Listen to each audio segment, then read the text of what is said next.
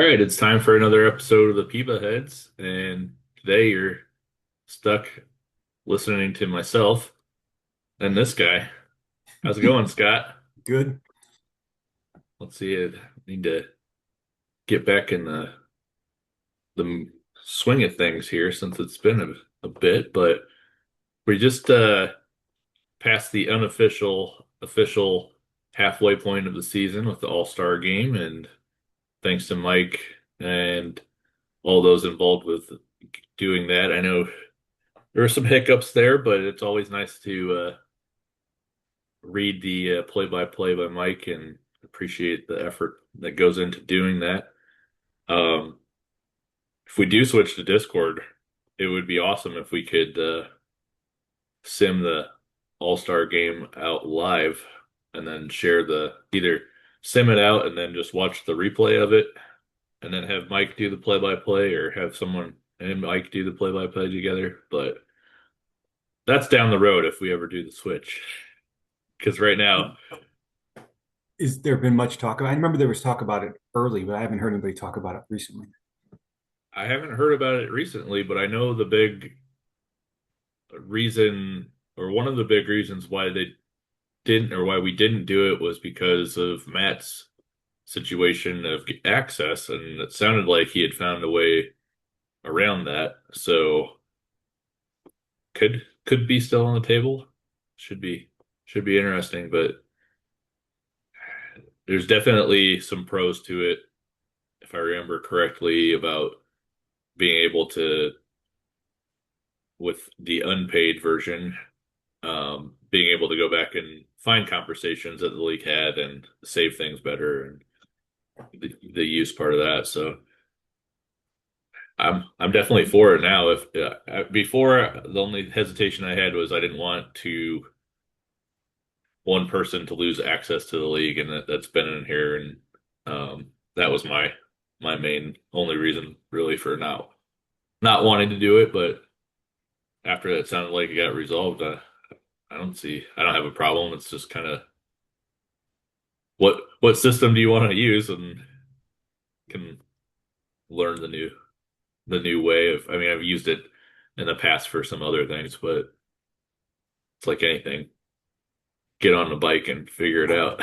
Yeah, I've never used it, but then again, I didn't use Slack until we started using it in the league. So I'll go where they tell me. Yeah. I don't think the learning curve for it will be like too bad. I mean, it's basically just a different version of a messaging system that has some more capabilities. So So you want to start with the league? yeah, We're roughly let's at the halfway point, right? yeah, I'll share my screen here and we can see the league standings.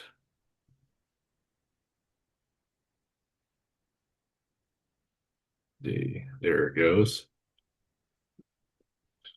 So there's some surprises and some things that look pretty similar to how we thought that it would things would shake out. But up in the ILC board, you got a battle with Hartford and West Virginia for that top spot. Uh, Which is not things that too, that's not too terribly surprising, right? I mean, Hartford, I think they went 84 and 78 last year, and then they made the wild card the previous seasons, 2 seasons before that. So, you know, I expected them to be competitive.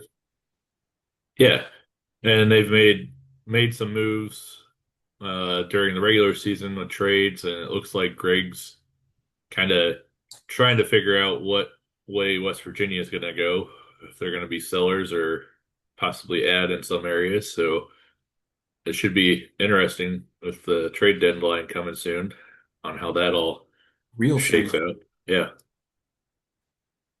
And then in IL Dixie, Florida's reclaimed their crown of the division leader, but you've got New Orleans and San Antonio behind them battling for playoff spots. And right now, both of those teams are in playoff spots in the wild card. So that's been pretty interesting. And Charleston uh, started off really bad, but of late has started winning. So you never know. I That would team's I would that, point out that New Orleans does have one championship, but it happened the second season of the league back in 2008, and they have not been in the postseason since 2011. That is one long stretch. I mean, probably the longest other than Madison, who I don't think has ever been in the postseason. So if New Orleans makes it into the postseason this year, that's a pretty big accomplishment. yeah, Chuck has put in a lot of time and effort in rebuilding that team to the point where they are now. So definitely credit to him for being able to get New Orleans in that position. So excuse me, we'll see if he can hold on to it and get them into the playoffs for the first time since then and his first time since joining the league. So then in the transatlantic, we've got Are you the Claymores. surprised We could at just talk the about lead? the Are you Claymores the rest surprised of at the the. lead that you have? So you got a 10-game lead on San Juan. I mean, I fully expected you to win the division, but I think it's the largest lead in the game is 10 games. I wouldn't have been surprised if it was game 162 and we won the division by this amount. I'm surprised where it's at right now because San Juan's a good team. They've addressed their some of the deficiencies or weaknesses that they had in the off season. One was on the pitching side. They went and signed the international starter Avila, and he's been lights out for them. So, Did you expect him to be that good? no. If I if I would have, I would have. I had a bid on him in free agency, and I would have kept it. But he now that I'm look, I just pulled him up again though. Yeah.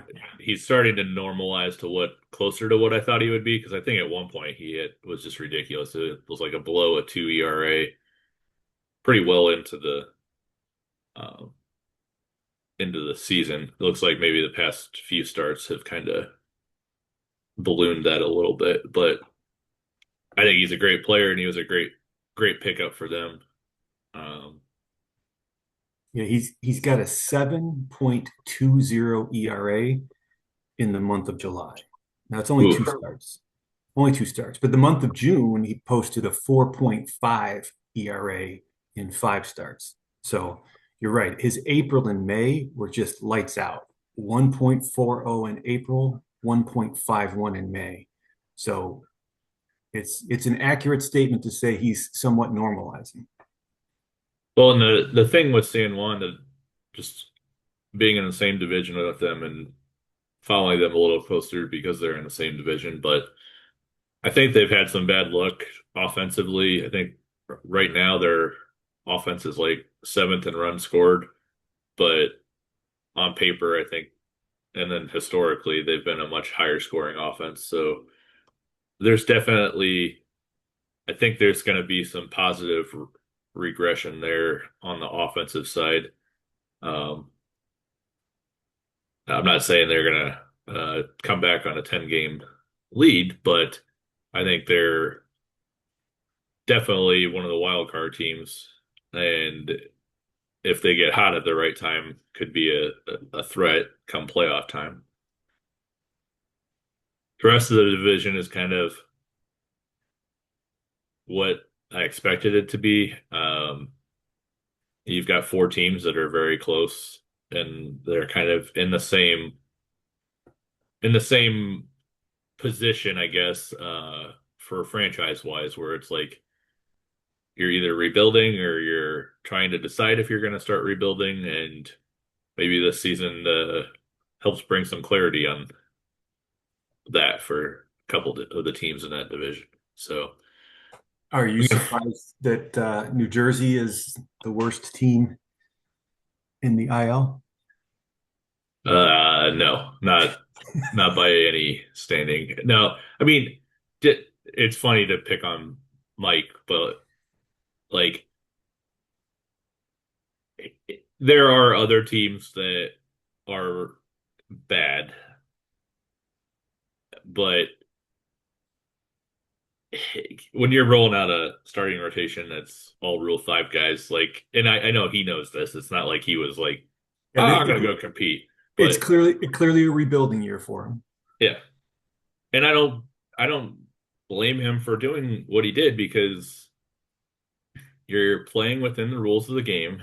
You're trying to keep your costs down because you know that in the next season or two, you've got some prospects that are coming that can help. So you have guys log some innings, eat some innings.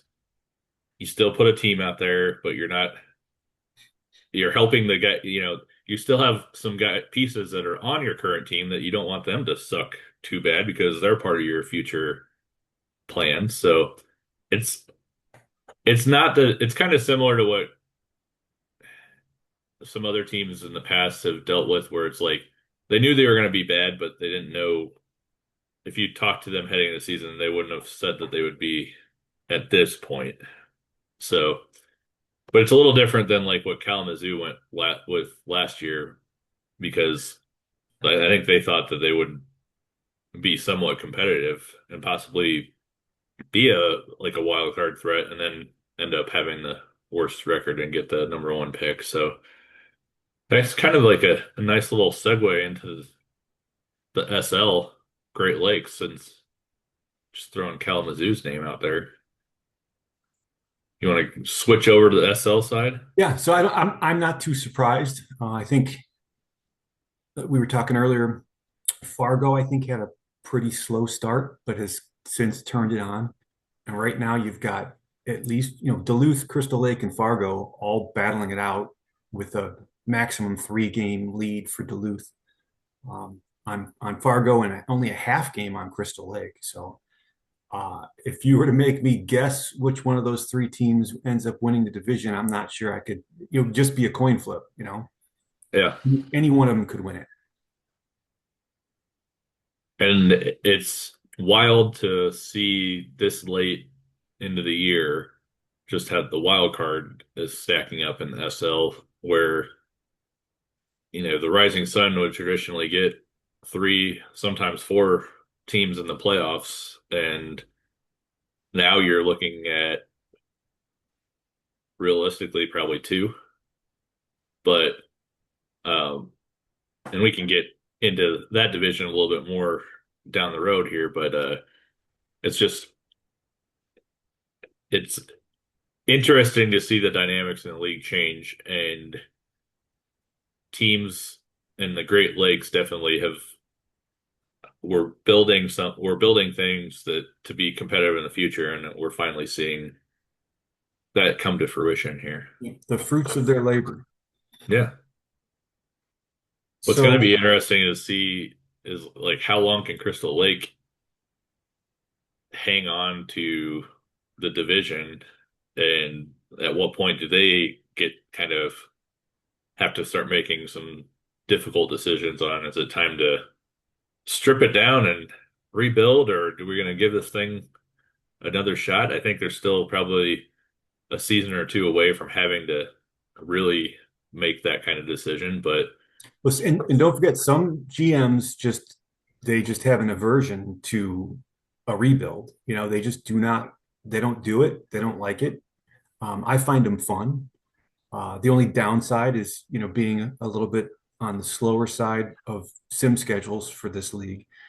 It can if you need 3 seasons to compete again because you had to completely rebuild your team, that's a long time in real life. yeah, That could be. I mean, you better find something entertaining to look at in your minors because it's going to be a long time before you see any wins on the board for your big league team. And I've gone through them. You know, I still think they could be fun, but it can be an effort in patience. yeah. And I know we haven't done a Burrow watch in a while, so I just pulled him up and uh RJ's got to be thrilled for how well Burrow's played, not only last season but this current season. He's pretty darn close to putting up numbers what we all probably expected or thought that Burrow could do. And then there's a version change that kind of brought his uh brought his ratings down a bit. But I mean, if he ends up with 28 home runs out of his center fielder, that's gonna be a nice year for Burrow there. It looks like he's been an all-star 3 times. He was just an all-star again this past off season or this past all-star game. So it's definitely a Oh, contract that's working out for him, I think. yeah, and it's a de-escalating contract, right? If I can Yeah. remember correctly. Yep. So he's got this Oh, year and then next year with Burrow. So but I'm that'll sure be. he's arbitration eligible, or he won't be a free agent, will he? I think he goes into arbitration, if I remember right. Let's Oh no, see. look, he's got. No, he's not. Oh yeah, that he'll be a free agent unless they resign him. Yep. So it'll be interesting because he'll definitely have the money to do it. It looks like it's going to drop. His team salary is going to drop from 185 to 147, but at the same time, he'll be also losing some other players. So it's always a difficult time for an organization, but it makes it a little easier when you're discussing a guy like Burrow because it's like, what is this team? What is my team without this guy in the middle of it? So I'm sure RJ will do probably whatever it takes to sign him if it makes sense, and if not, then I'm sure he'll get quite the haul for him if he tries Right. to put him on the trade market. And then there's the Desert Hills. I would say that's probably the most surprising division if you were to ask people, other than you. But I don't think I heard anybody in the league say that they thought Reno would be in first place at the All-Star game.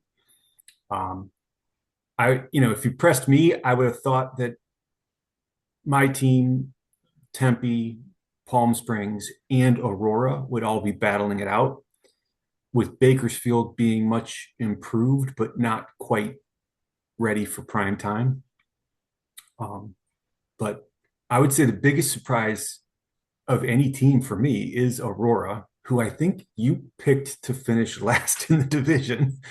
So I don't know if you got some kind of crystal ball or something you're using, but I'm a little bit surprised that Aurora is. I think aren't they like one of the worst records? Yeah, they're getting there. Yeah, right now you got Second worst in the you got SL. You got Okinawa and New Jersey tied for the D'Antonio race, as I like to say. But Aurora is gonna. I mean, unless something changes, they're gonna have a pretty high draft pick. Let's put it Yeah, that way. I think so. You know, I think it was brought up in a discussion about financials and the views, the screen or custom views that I had selected. Well, up in this up top corner, I'm not sure if everyone will be able to see it. There's this crystal ball thing. If you click the crystal ball, it'll just tell you what's going to happen in this season, and we can all save a lot of time. So you know. Yeah, it just Don't spoil it for me. I won't, just break your heart again. And But then the Rising Sun. Any surprises there? I'd say the big one is Neo Tokyo. That ever since I've been in the league, they've been at the bottom of the rising sun, kind of just there, slowly building, and they've made some nice moves the past couple of years, like draft wise and investing in players, and they're getting close to 500. I don't think that it'll be this season, but you don't. I mean, the next couple seasons with the trajectory of some of the other teams in their division, they could become a wild card threat here soon. So it should be interesting with them. And I know the Ghosts are pretty frustrated. They've expressed some of that frustration in Slack. Yeah, and it'll be interesting to see with the trade deadline coming up. what they do there because I don't know. It's sometimes I feel like you can get good value at the deadline, but then I also feel like the teams that get the good value are oftentimes the teams that are buying because people get impatient with I'm not getting the offers that I want, and then you end up taking one. And I would just say to those teams that sometimes the market definitely drives what a player's value is. However, if you have the player under team control outside of this year, you don't need to take a deal just to take a deal when your market might even be even bigger come the off season where more teams still think, hey, I got a chance next year. Right. So there's my little nugget towards the trade deadline, I guess. You don't have to make a deal. Sometimes the best deal is not making a deal. I totally agree.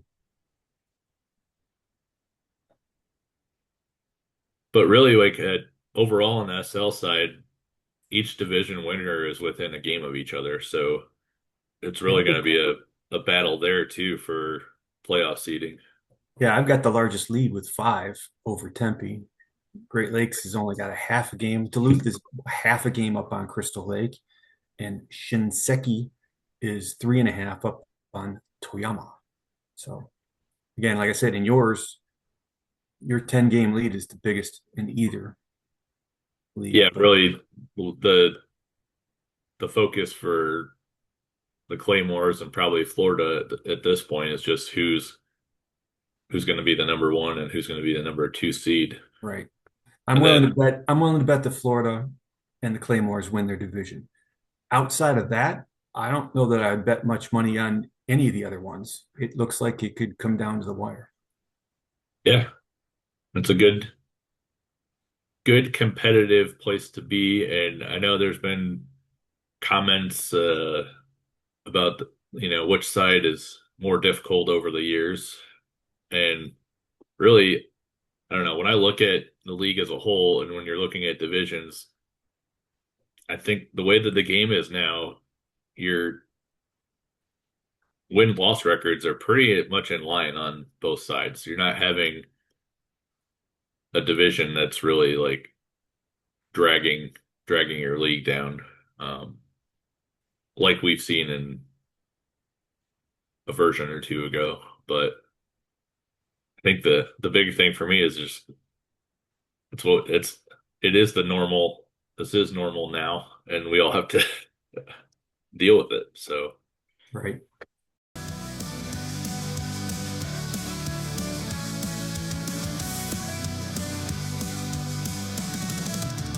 From the lakes of Duluth to our banners warm breeze, Reno's desert lights glow, where the crowds have a freeze. Sun Techies waters with the bats held high, to a sandlot dreams tucked the wide open sky. Palm Springs brings the heat where the sun always shines. 32 teams united, crossing every line. From the dirt to the diamond, we're chasing the call. The roar of the fans, yeah, we're giving our all. From the dirt to the diamond, we're chasing the call.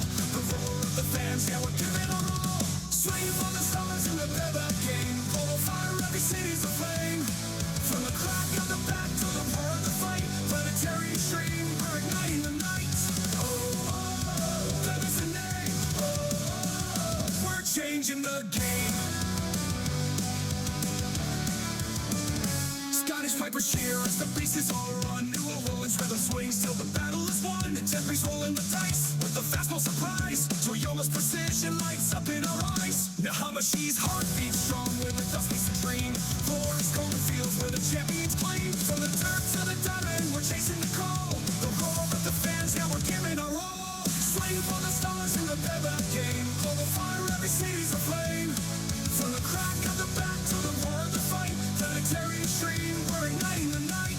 Oh, oh, oh, that is the name. Oh, oh, oh, we're changing the game. 32 dreams, one world, one fight. From dusk till dawn, we're burning so bright. Every pitch, every hit, every play in the zone. The Planetary Baseball Alliance, we're never alone. From the fields to the stands, here the planet unites. PEBAheads.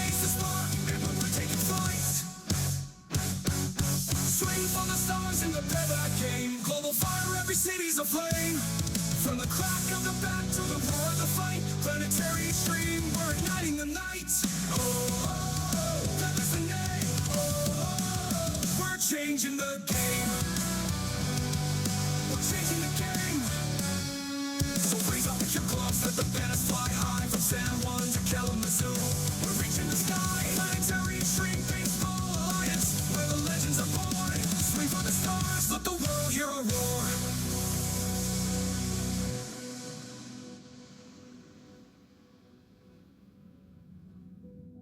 All right, the next topic we wanted to talk about today was the international amateur free agent signing period. And Otherwise known as Florida's restocking of their minors. So Florida spent almost $30 million already. That is an incredible amount of money, but they had it. I'm envious. My owner was cutting me off time and time again when I tried to make offers, saying no go. But Florida had the money and they sure as heck wanted to spend it. I think the next highest was either New Orleans or Tempe. They were both right around 10 million each so far. well, it's exactly what Florida needed to do because after going through the off season and kind of you lose two key players and you know I think they made the decision they didn't want to spend the money it was going to take to keep those players or find new free agent toys. Where else are they going to spend it on? And when you're that type of team that's won for so long, you're drafting at the back of the draft, so your talent accumulation, excuse me, is it's not as easy as when you're drafting at the top of the draft to accumulate that talent. So this is a perfect way for them to one-time cost, get some extra players that may or may not develop, but why not take the shot? Like, what else? All you're going to do is give your money to the owner anyway. Like, what, we can take 30 million into the next season or something. So I definitely don't blame them and totally understand why they spent the money. Yeah, they gave an outfielder 11.5. They gave a shortstop 6,250,000. They gave a catcher 8 million. I mean, they were flinging the cash. Any And surprises for you? well, and I was just gonna say, and they're probably not done. Yeah, there's still some talent out there. Yeah. So if you're one of the teams that lost out on these other guys, I'd be making strong offers or stronger than probably even what you think is needed to get these players because there's a lot of money out there. And stop letting your owners take it. Well, the financials of the game are definitely interesting, you have to admit, right? There's Yeah. some strategies that different teams employ, but it makes it interesting to see the different ways. I'm a little surprised because Aurora had a pretty big cash reserve on hand, if I wasn't mistaken. They did sign one player, I think, $5 million to. Oh yeah, I actually like this player, a catcher, Rivera, pretty good looking player according to my scout. Let me pull them up here. Let's see. There he is.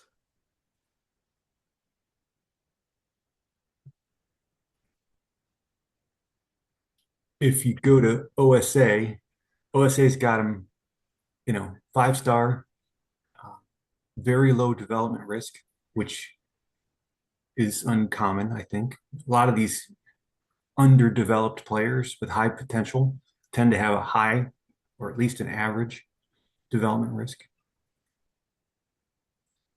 Yeah, he looks like a nice player.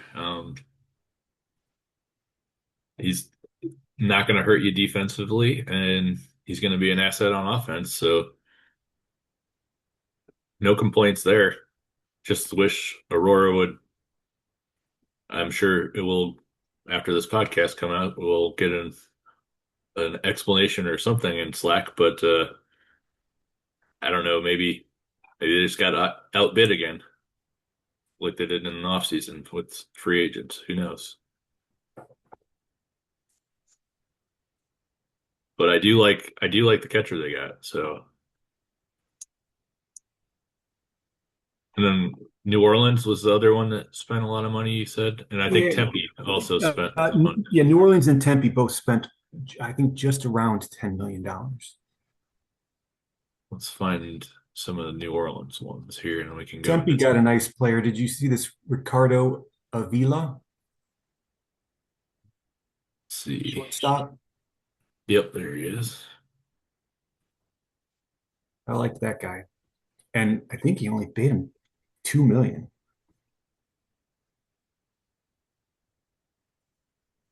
Tempe's historically been pretty good the at signing international players, and I think they're a good example for the league that you don't have to have the same strategy every year, and it's not just a throwing money in large amounts to get quality players.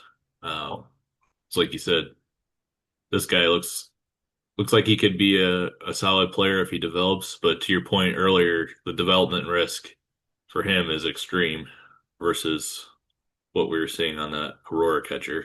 So it'll be Kentucky, interesting. Kentucky threw a little bit of money around too. They were at around 7 million. So, I mean, Okay. nobody has gotten anywhere near Florida's practically 30 million in spent. But Well, and look at this center fielder that Kentucky got, Hawk. He signed him yeah, for 900,000. So, I mean, that's not pretty much any team in the league can has the budget when it's their year that they can spend um, for a 900,000 player, and I'd be happy to have this guy in my system because looks like he's pretty decent, not decent, above average outfielder. So it's got the extreme development risk, but I mean, it's what we're dealing with when most of these players have high development risk because you're drafting or you're signing 16 and 17-year-olds. So, right. Going to be a but while before they're ready. Kentucky, I think, got one of the best starting pitchers in the pool, and pitching's normally pretty light in international amateur free agency, but this Moises Vasquez looks like he could be a solid starter if he develops and doesn't have any negative personality traits, but he's gonna be a, a high 80s, low 90s ground ball pitcher. So he's definitely got the control and the stuff to do it. So if he pulls it out, that should be a nice signing. And that's kind of the stuff that Kentucky needs to do right now. Like you're at a point where you're very competitive for a long time, and then the rest of the division starts competing, and right at that time where you're getting old, and they're reloading with some quality players here. It looks like they got a catcher with another one of their picks that looks interesting, I would say. Could be a pretty good solid defender, and then the high contact thing for me on guys that are slow is always kind of a interesting makeup, but um, he's not going to strike out, but his eye is a 3, so we'll see. We'll see if he meets that development potential and what that turns into. Why does that have? It's got your logo on this guy. That's weird. Oh, because it was you. That is the guy you signed. Just Yeah. shit talk your. I was looking at it had Kentucky, and then Reno, but so Ken, Ren, 3 in a row there, and like Why does it have Reno? Because he's on your team, Scott. He is, and we'll probably see if we can get his speed up a little bit with. I was gonna say, what are you gonna do with this guy to make him a little more? I don't know. Speed is, I guess, speed would be a good way to help with some of that. I've had some really good success with it in DevLab. I mean, they don't jump up a ton, but I've Hey, but known I think them. we talked about it before. Like the difference between a four and a five is pretty significant. It's not. It's not like the scale, or the 1 to 10 scale isn't equal across each number. So there are certain thresholds where if a guy's like a three speed and over a course of a couple seasons, if you're able to get him up to a five, that's um, pretty drastic change in potential outcomes there. Yeah, I haven't had success where I've moved it very much, but I've had a lot of success where it goes up by 1 point, every time I've tried. Yeah. So over the course of several seasons, you can move that three and get it up to a five or a six. Let's see some of the other. Looked like, was it this Antonelli that Florida side that Yeah. was the highest, Yeah, he had the biggest contract. biggest contract? He's another one with very low development risk, so that stood out to me. Also having 10 10 power, uh, potential 10 BABIP. That's if he gets anywhere close to that, he's going to be a problem for teams. Not a problem for Florida, problem for the rest of the league. Avoid K's is two, but with a 10 you're probably walking over 100 times a season too, so kind of cuts down the negative aspect of striking out a lot. Let's see that he also had, I think Florida had this other catcher for 8 million. Looked pretty good offensively.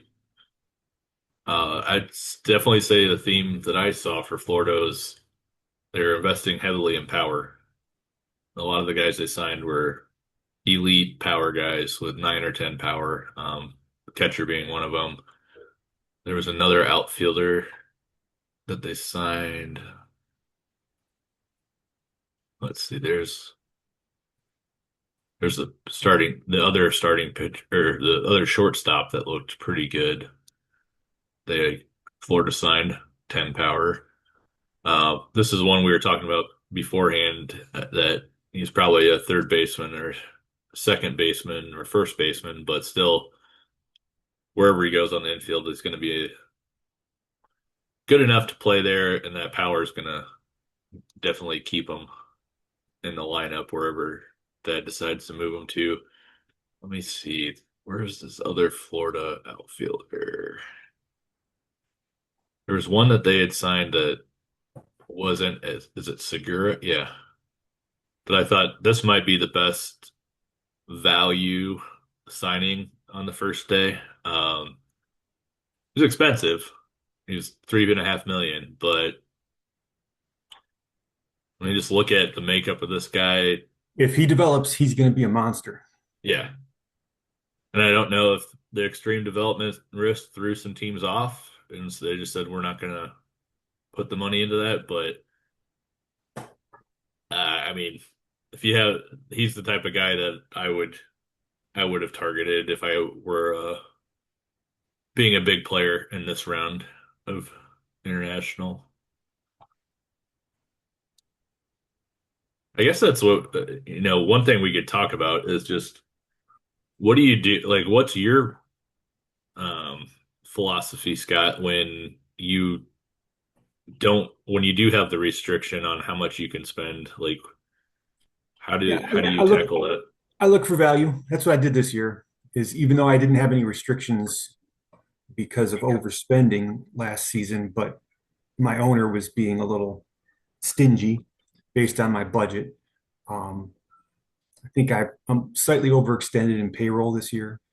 So I spent a little more than the owner was comfortable with. So that's where the restrictions are coming from. I made a couple offers and he said no.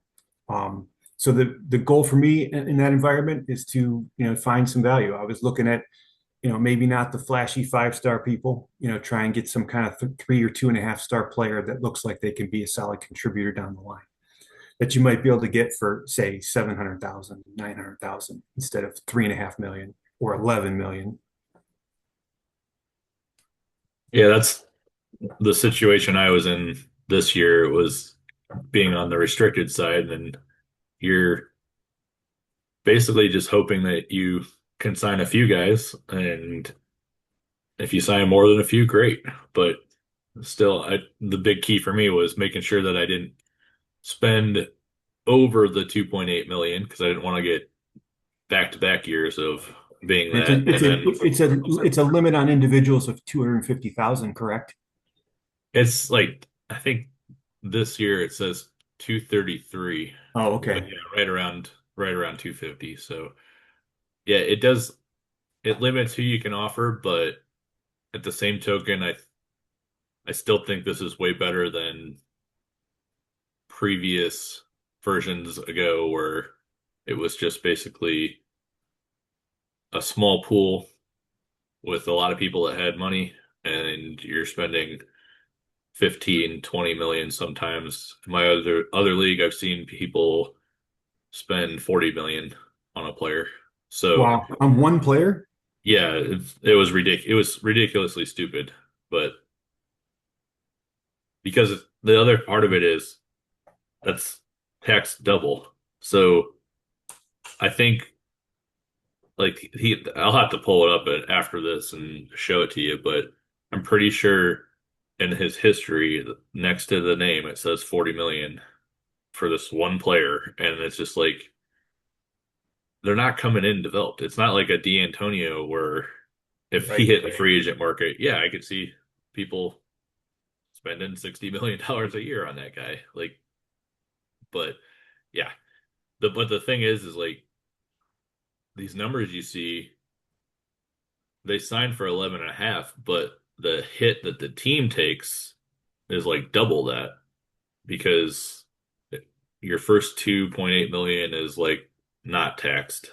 But then as soon as every dollar that goes over it, then I believe you start getting like taxed double on that money. So there's a lot of money, definitely a lot of money being thrown around, but like we said earlier, it's like you can only bring 30 million over the next year. I think it's 30. It's either 30 or 35, something like that. So why let your owner keep it? Unless you just feel really charitable and you just like these virtual owners, and I don't. Maybe you get a lot of joy out of that history screen where you see how much money your team has made over the course of several seasons. Do you want to talk about some of the teams at the bottom? Because I think we got like five, Yeah, 10 minutes. We could just like so joke around. I was looking at mine and over the course of the entire league, I have a profit of 259 million that I've made.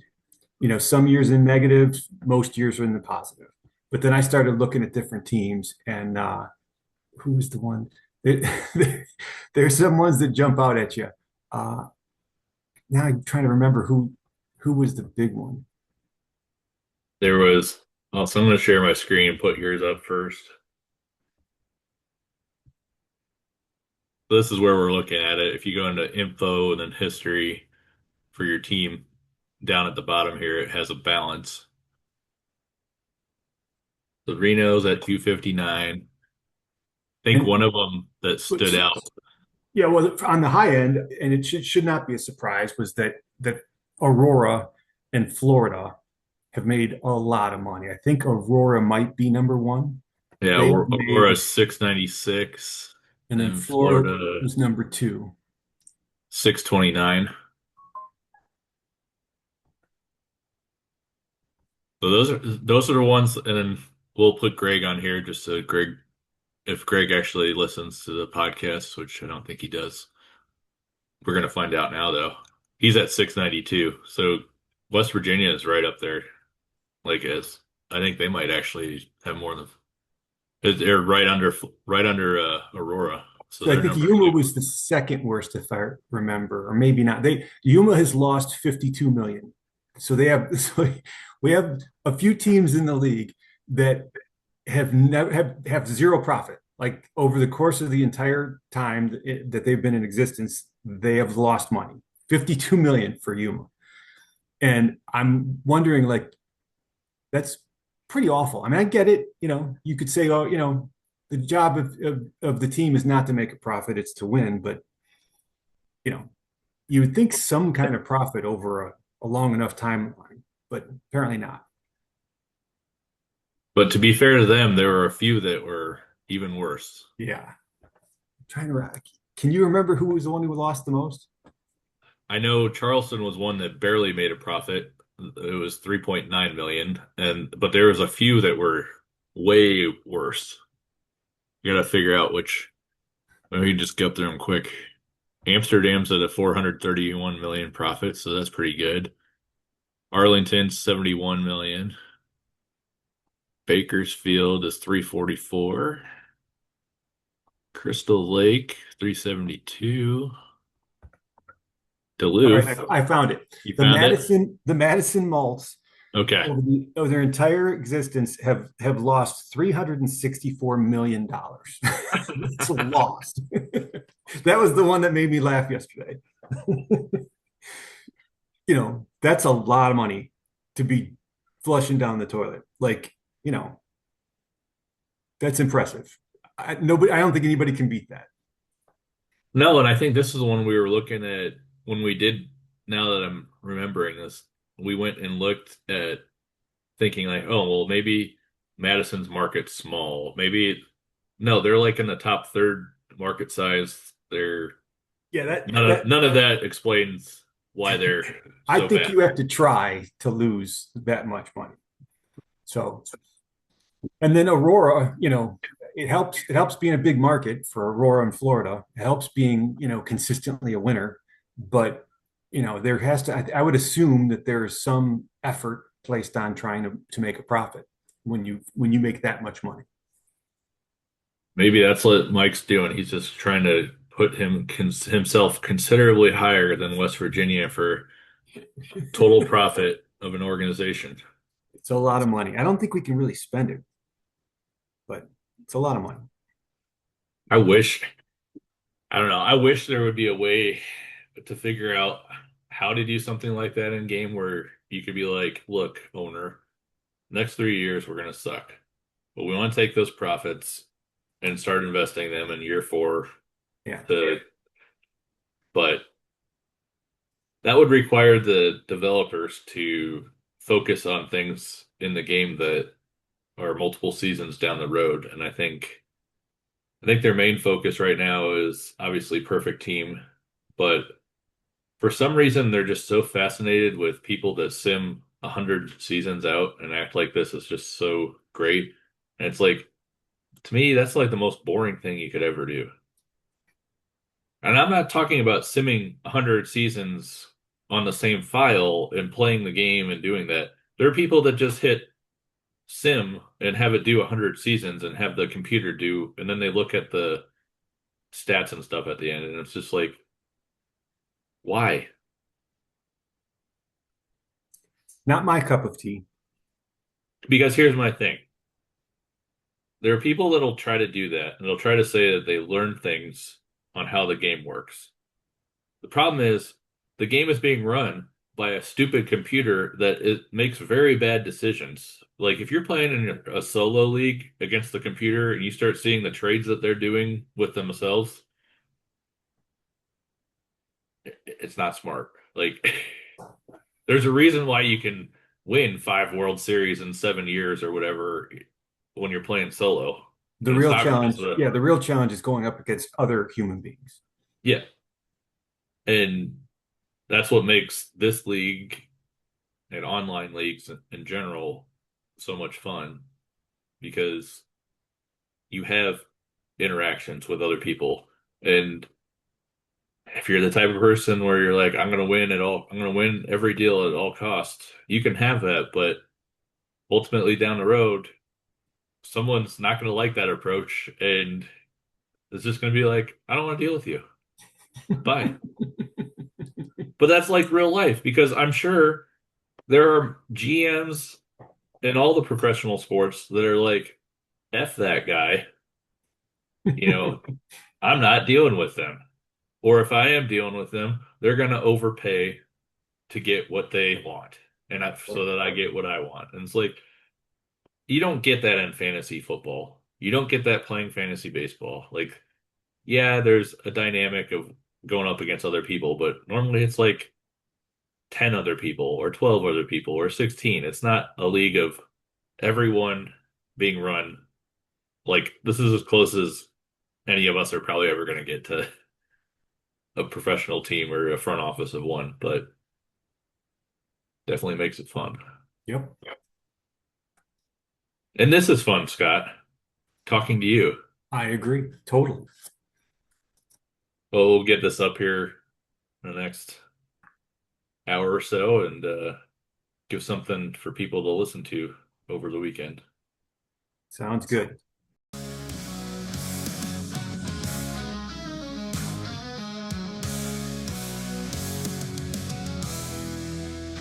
From the lakes of Duluth to Havana's warm breeze, Reno's desert lights glow where the crowds ever free. Shinseki's wars with the bats held high. Yuma's sandlot dreams touch the wide open sky. Palm Springs breathes the heat where the sun always shines. 32 teams united, crossing every line. From the dirt to the diamond, we're chasing the call. The roar of the fans, yeah, we're giving our all in. From the dirt to the diamond, we're chasing the call. The roar of the fans, yeah, we're giving our all. Swing for the stars in the Beverly game. Global fire, every city's aflame. From the crack of the bat to the roar of the fight. Planetary extreme, we're igniting the night.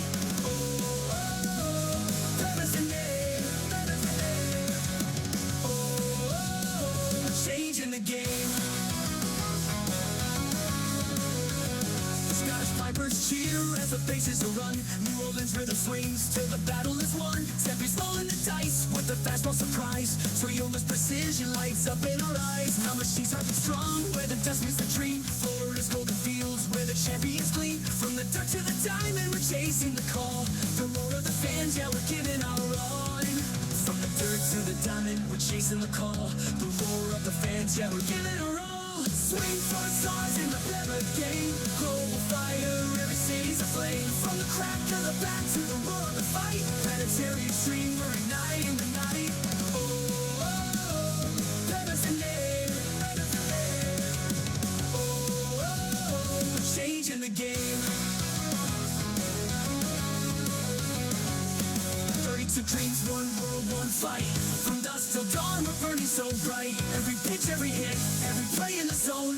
The Planetary Baseball Alliance, we're never alone. From the fields to the stands, hear the blending unite. PEBAheads the spark and we're taking flight. Swing for the stars in the Beverly game. Global fire, every city's aflame. From the crack of the bat to the roar of the fight. Planetary extreme, we're igniting the night. Oh, oh, oh, Beverly's the name, Beverly's the name. Oh, oh, oh, we're changing the game. So raise up your gloves, let the banners fly high. From San Juan to Kalamazoo, we're reaching the sky. Planetary Extreme Baseball Alliance, where the legends are born. Swing for the stars, let the world hear our roar.